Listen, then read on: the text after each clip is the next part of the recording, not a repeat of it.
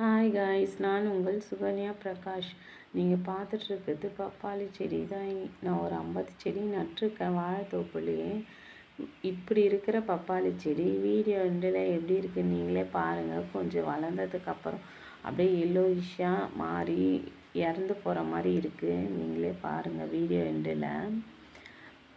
எனக்கு தெரிஞ்ச தத்துவம் ஒன்று ஷேர் பண்ணுறேன். பகவத்கீதை தத்துவம் தான்.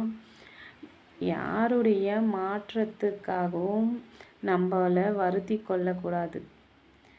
எந்த உறவும் இங்கு நிரந்தரமே இல்லை. இந்த பூமியில் இங்கு மனிதர்கள் சந்தர்ப்பத்திற்கும் காலத்திற்கும் ஏற்ப மாறிக்கொண்டு தான் இருக்கிறார்கள் என்பதை புரிந்து கொண்டு வாழ பழகி கொள்ளுங்கள். சிந்தித்து செயலாற்றுங்கள். இது எல்லாருக்குமே பொருந்தும். யாருக்காகவும் யாரையும் மாற்றிக்கொள்ளக்கூடாது. அவங்களுக்காக நம்ம மாற்றிக்கணும். இன்றைக்கி மாற்றிப்போம், நாளைக்கு அதே மாதிரி அவங்க சொல்கிற ஒரு விஷயத்துக்கும் நம்மளுக்கு என்ன தோணுதோ அதை செஞ்சுட்டு போயிட்டே இருக்கணும்.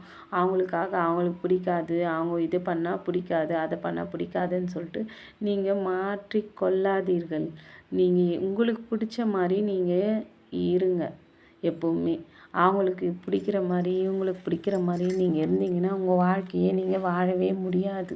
உங்களுக்கு என்ன தோணுதோ அதை செய்யுங்க. உங்களுக்கு என்ன எப்படி இருக்கணுமோ அப்படி இருங்க. மற்றவங்களுக்காக மாற்றிக்கினா ஒன்றுமே பண்ண முடியாது. இன்றைக்கி மாற்றிக்கலாம், நாளைக்கு நாளான்னைக்கு அந்த மாதிரி மற்றவங்களுக்காக நீங்கள் எதுவுமே செய்யாதீங்க. நம்மளுக்கு பிடிச்சவங்களாக இருந்தாலுமே சரி, அவங்களுக்காக நீங்கள் உங்களையே மாற்றிக்கினா அவங்களுக்கு ஒரு அட்வான்டேஜ் ஆகிடும். அதனால் நீங்கள் அவங்களுக்காக நீங்கள் எப்பவுமே யாருக்காகவும் மாறிக்காதீங்க. எந்த உறவாக இருந்தாலுமே அது நம்மளுக்கு நிரந்தரமே இல்லை. அவங்களுக்காக நீங்கள் மாற்றிக்காதீங்க. வாழ்க்கை ஒரு முறை தான். அதனால் உங்களுக்கு பிடிச்ச மாதிரியே இந்த வாழ்க்கையை நீங்கள் வாழ்ந்துட்டு போயிடுங்க. எப்போவுமே ஹாப்பியாகவே இருக்க ட்ரை பண்ணுங்கள். நல்லா சந்தோஷமாக இருந்துட்டு ஒரு வாழ்க்கையை நல்லா சந்தோஷமாக வாழ்ந்துட்டு போயிடலாம்.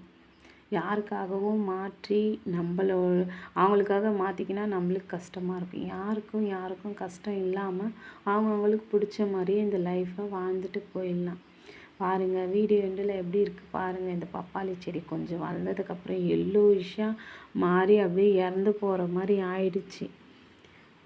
அதான் சரி, வேப்ப முன்னாக்கு இதுதான் மருந்து வச்சு தண்ணி கட்டி பார்ப்போம் எப்படி வருதுன்ட்டு. நல்லா இருந்ததா நெக்ஸ்ட் வீடியோவில் நான் ஷேர் பண்ணுறேன். தேங்க்யூ ஃபார் வாட்சிங். வீடியோ பிடிச்சிருந்தால் லைக் பண்ணுங்கள், ஷேர் பண்ணுங்கள் அண்டு சப்ஸ்கிரைப் பண்ணுங்கள். தேங்க்யூ, பாய்.